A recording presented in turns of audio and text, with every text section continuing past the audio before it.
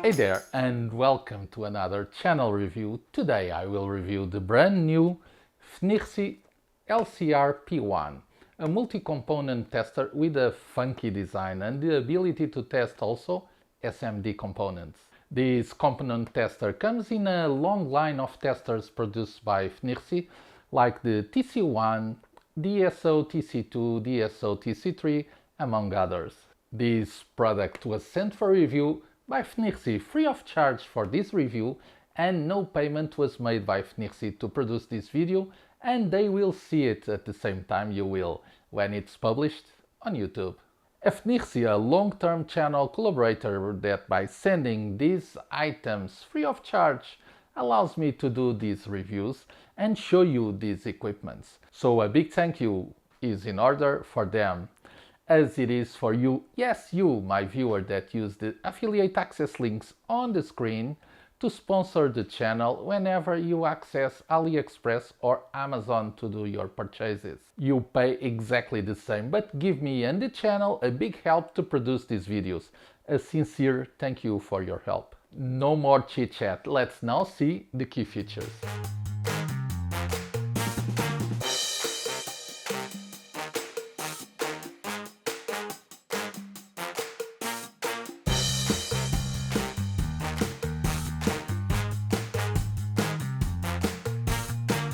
As usual, let's see what comes in the box and what is delivered. It is delivered in this retail box from FNIRSI.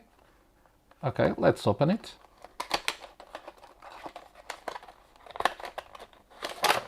It is delivered with a LCR-P1,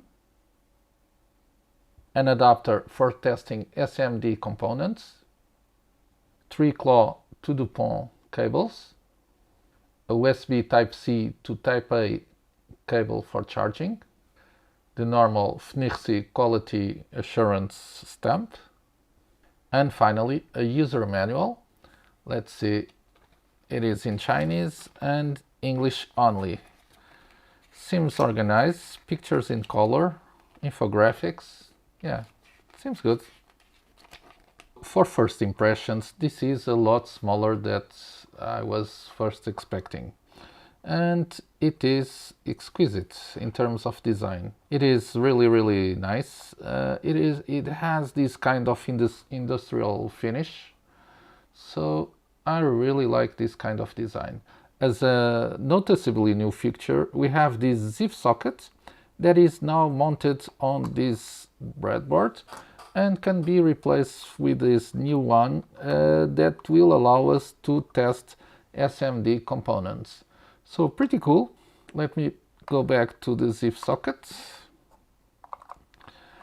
Also, the buttons have a finish of like rubber or silicone, and we have here on the top a switch to alternate between transistor testing or ER decoding.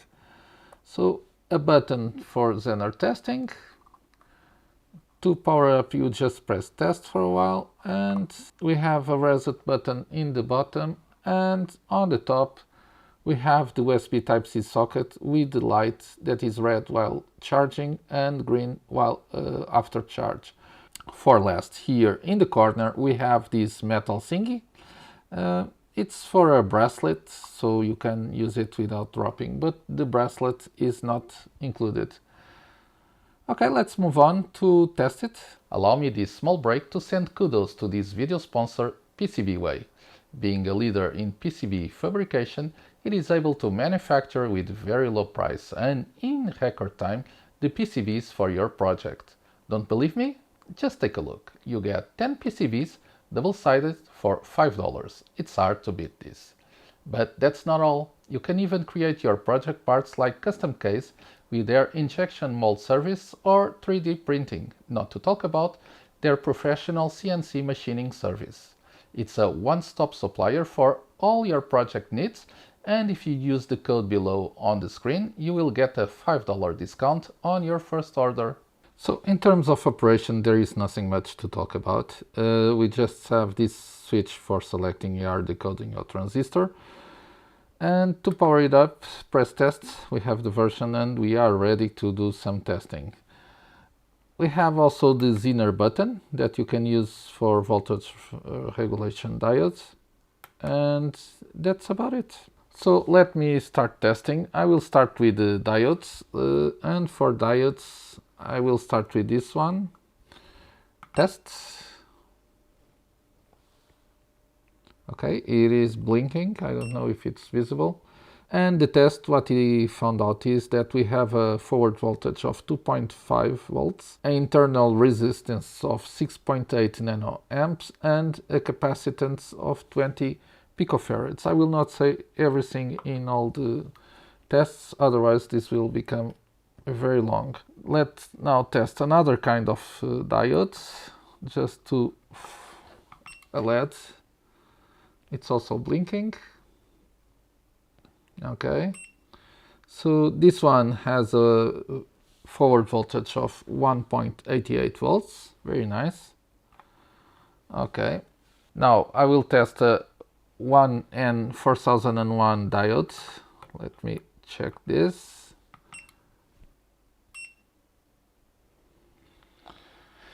Okay, that's weird.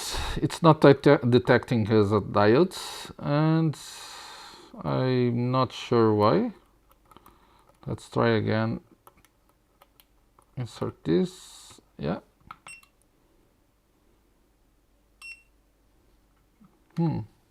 Okay, let me test this also on the DSO TC3, also from FNIRSI. Okay. Okay, in this one it will say we have a forward voltage of 0.24 volts.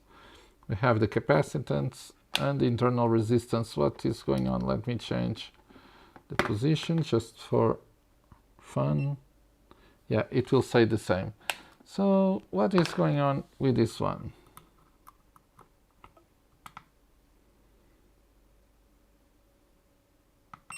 Okay, let's test it again. Always says resistance. Okay, that's a fail. And for last we have this IR emitting diode. Let's see what it says. Okay, we have also 1.25 as for forward voltage. I have also here a weird one. It's a IR receptor. Let's see what he says. Okay, it's taking some time. Let's see if he can handle this one. No, let me try again in reverse. Sometimes it helps. Okay, let's see.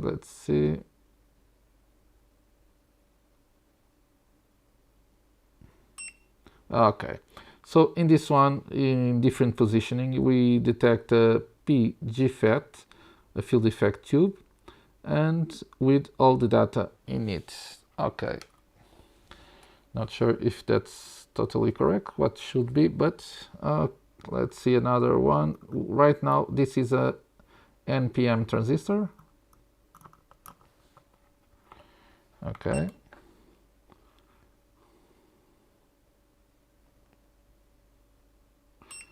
Okay, it detected the schematics. Yeah, everything in here. We have another one.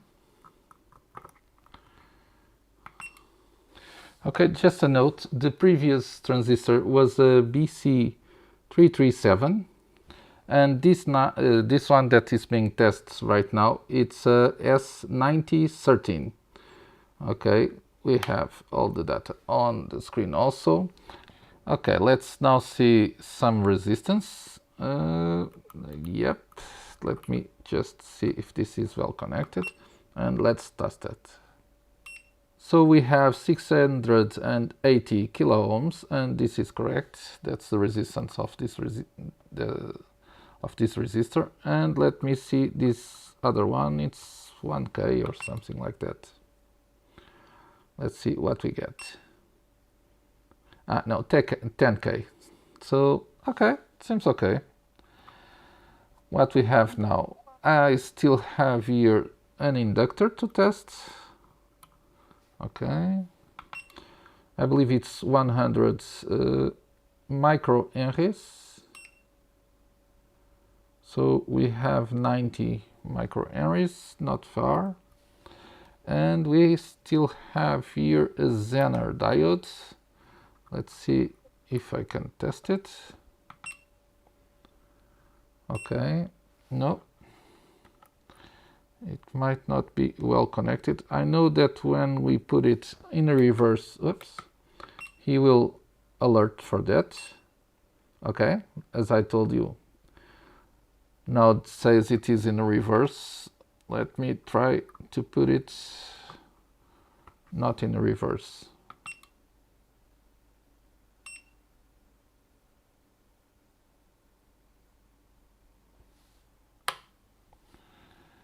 Oh.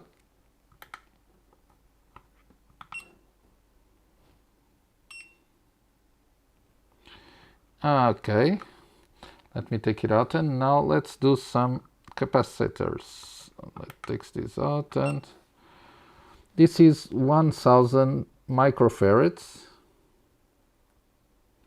Okay, testing. So it says 1 millifarads. Okay. This one is 470 microfarads. Let's put it here and see what we have here.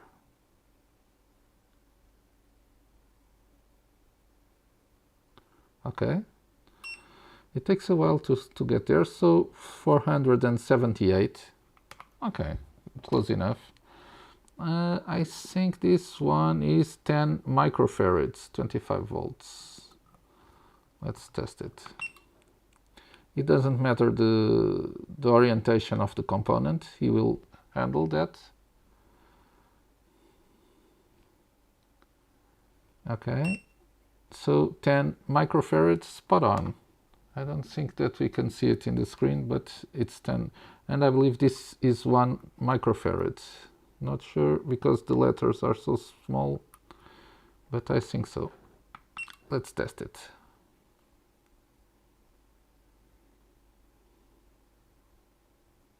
Okay. Yeah, 1.1 microfarad. So what else do we have? And finally, we have a capacitor here. Also, these ceramic ones. I think this is picofarads, or might be wrong. Let me see. Yeah, 10 picofarads. Okay, in terms of depth, that's it. Let me now connect here and test SMD. Okay, so now is the time to exchange this part to the SMD tester. Let me power on again. And let's start testing some components. I will start with this tantalum capacitor. I have to change this to component testing. And let's see. Oops. Okay, second run. We have to press a bit, otherwise it will not be able to see what we are testing.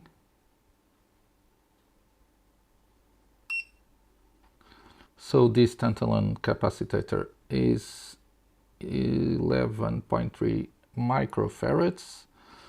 Okay, ESR of 1.32.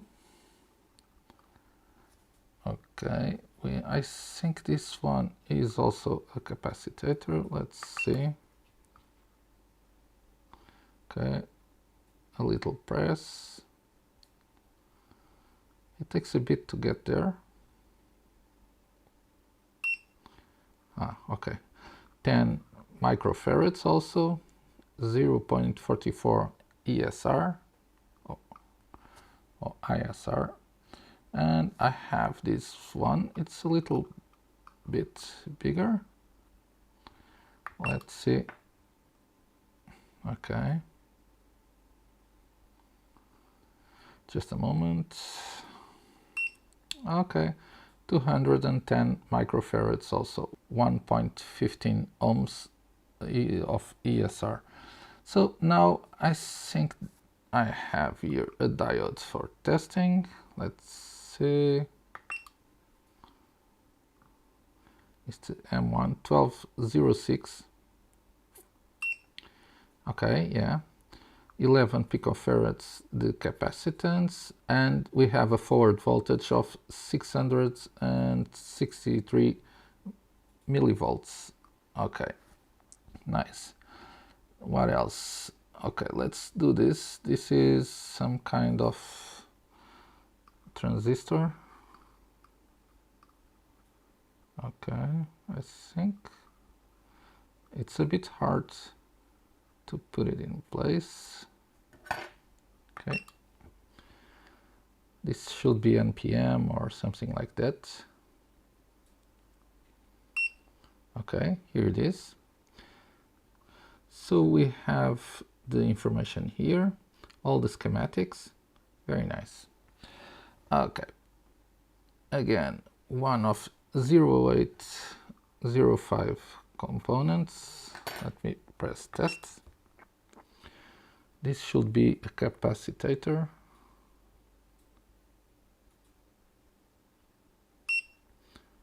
Okay, it was not able to recognize. Okay, because those are picofarads. And I think that he will not be able to evaluate these ones that are picofarads. Let's see.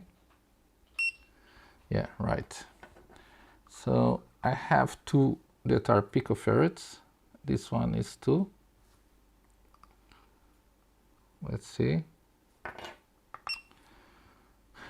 I think this one will fail also. So let's see what we have. Yeah. If I'm not wrong, those are picofarads. And now I have some resistance. I don't even remember what is the value. So let's check it. Okay. So this is 1K. Seems nice. I have another one. Okay. And this one is, let's see what we get. So 687, so 680 or 90. Also okay. Okay, now it's the time for inductors. Let's see what we have here in terms of inductors. Okay, this is 0805 also in terms of size. And it has a resistance of 0.5 ohms. This should be detected as inductor.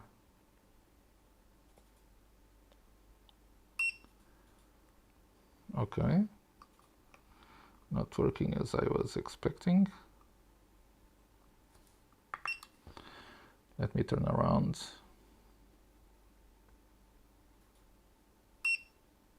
Yeah. Okay, let's try in another spot. If I can find him like this. Okay. It's a bit hard to put it in place. Okay, let's see if he detects. No, he only detects as a resistance. Let's try to see this one. It's a bigger one. Okay.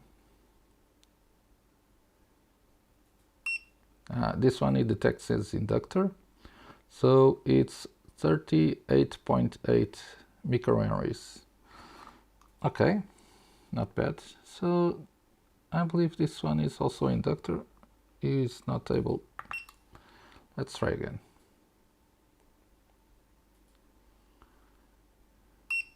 No, no luck with this one. But well, that's the tests for SMD. Let's test now with a remote. For the SMD testing, I have already my setup in place. Let me just power this on. I'm using this LG remote. Not all the commands work here, only the ones that use the NAC protocol. So let's start to see what happens. Okay, we have to change this to remote. And yeah, for example, I'm using the up. As you can see, it shows the infrared decoding with the square wave line, also the address code and the command code. Look, page up, page down, one, it will change according to the command. Again, this will not work with all the commands, but with all the remotes, but for example with LG remotes it will work without a problem. I have in here a Samsung remote, for example, and this one has a weird behavior. As soon as it captures, it starts decoding something, but it will not identify. Okay, it will, but it will get back to the original. But if I press power, you can see the command changing, but it's always receiving, I don't know. And not all the keys work. For example, power identifies, and I think that's it basically. Nothing else seems to work, numbers or anything else. So yeah, again, not all the commands work, as you can see. But in terms of the infrared decoding, that's it. That's what we have. Wrap up time, and as usual I will start with the price. It is on sale on AliExpress FNIRSI official store for 25 euros, give or take, and that will be around $28. If you are seeing this video on the week it was released, AliExpress is with some choice day promotions and vouchers that you can grab in the video description and will give you better prices for your purchases. The price in terms of position when compared with the market offers, it costs half of the price of the DSO TC3 that I love, and it comes with an oscilloscope and function generator also, and double the price of the basic TC1. Considering that now you have a SMD component testing replacing this ZIF socket that didn't exist in the previous models, and considering also that it works well and is fairly accurate, the price seems okay to me. In terms of construction, it is plastic, but very robust, much smaller than the previous models like the TC1 or the DSO TC3. This industrial design is amazing, for me at least. I know that the main purpose is to test components, but if it looks good while doing it, much better. There is a reason for the high-end brands like Keysight are moving their designs to darker colors and contrasts on black. Just because it is a tool doesn't have to look like a brick on your workbench. The compact design and the exchangeable test boards for SMD or Trough-Hole components were, for me, also a plus factor. In terms of accuracy, there were some components that were not recognized, like the picofarads SMD capacitors, but overall it worked okay. Sometimes you just have to readjust the component in the zip socket to make it work. Something to note is that this tester does give you the ESR values on capacitor testing. I had an issue with the Zener diode testing, but it seems that is a problem of my unit. I saw it working okay in other reviews. One thing that I would like to see implemented is the battery charge indicator on the screen. It is pretty important for devices with chargeable batteries, because without it, you will never know when the battery is charged enough to work with it or even to take it to the field. The overall experience was positive, and again, this is one more offer to have in your workbench for testing components for your project. If you are impressed and considering to buy one, please consider also to sponsor the channel while you do it, but without paying extra cent in the process. You just have to use the affiliate access links on the screen or in the video description whenever you want to access AliExpress or Amazon. And by doing just that, you'll be helping the channel with your sponsorship. If this video was in any way useful to you, please smack that like button to help me spread the word, and remember that every week I receive new devices to review, and by subscribing you'll be on the loop of what arrives to the market. So don't forget to hit that subscribe button. That's it for today. I do appreciate your time and company watching this video, and I hope to see you again on my next one. Until then, take care.